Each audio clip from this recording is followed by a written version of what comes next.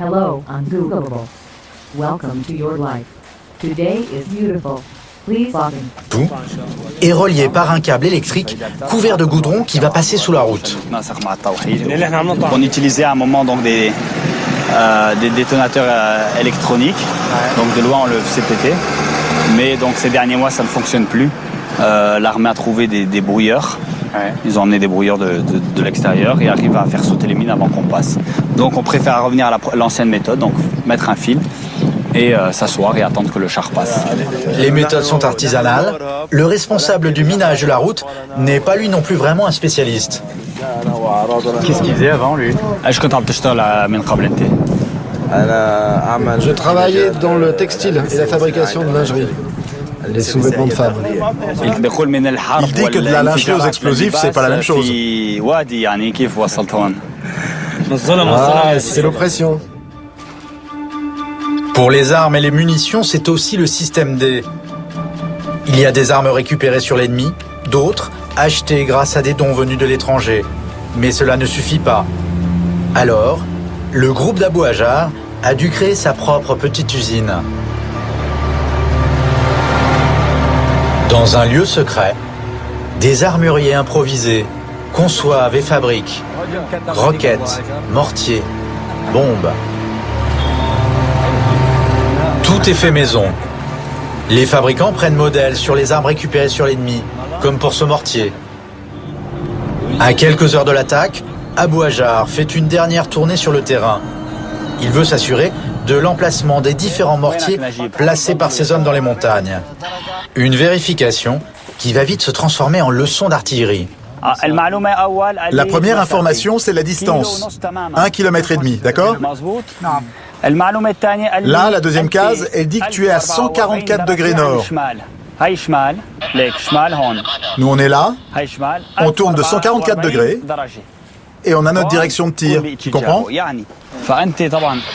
Alors, si tu veux changer de place, tu suis ton angle de tir sur la boussole, la 144, tu marches tout droit et tu es censé arriver à voir ta cible. Tu comprends l'idée? Tu continues à marcher tout droit jusqu'à ce que tu vois le checkpoint. Le jour de la bataille, ils devront cibler une position militaire du régime pour couvrir leur chef pendant l'attaque. Pas si simple. Apparemment, les combattants n'ont pas bien compris la leçon. Les gars, le mortier doit aller dans ce sens. Pourquoi il doit être dans ce sens? C'est ce que je vous ai expliqué tout à l'heure. Si tu mets le socle dans un sens et le pied du mortier dans l'autre, ça va tirer n'importe où.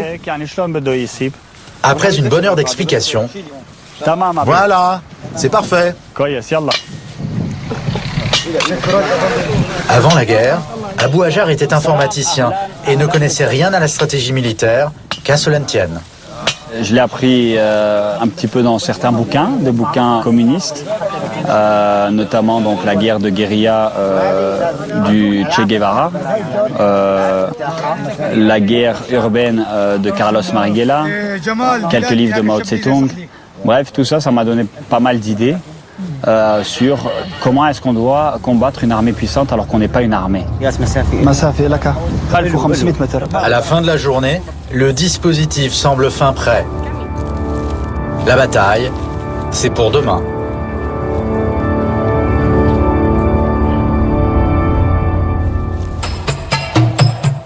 À 400 km d'Idlib, dans l'autre camp, Damas, cœur du pouvoir syrien. C'est ici que réside Bachar al-Assad. Voici son palais présidentiel. Dans la capitale, les autorités interdisent de filmer les bâtiments officiels, ainsi que les innombrables checkpoints de l'armée qui quadrillent la ville du président. Damas, bunkérisé, vit dans la paranoïa. Ici, les attentats à la voiture piégée se répètent chaque semaine.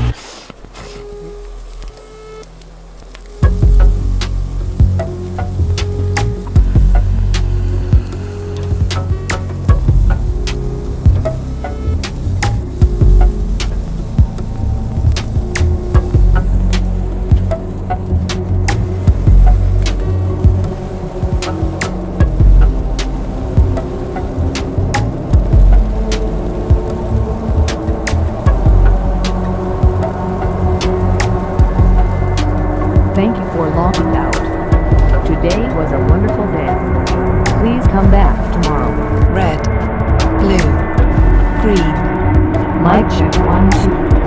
Congratulations. You reject the good enough. You reject words like symbolism and postmodernism. Obsolescence is not part of your vocabulary. Every night, every day, every step of the way. The diktat of fashion.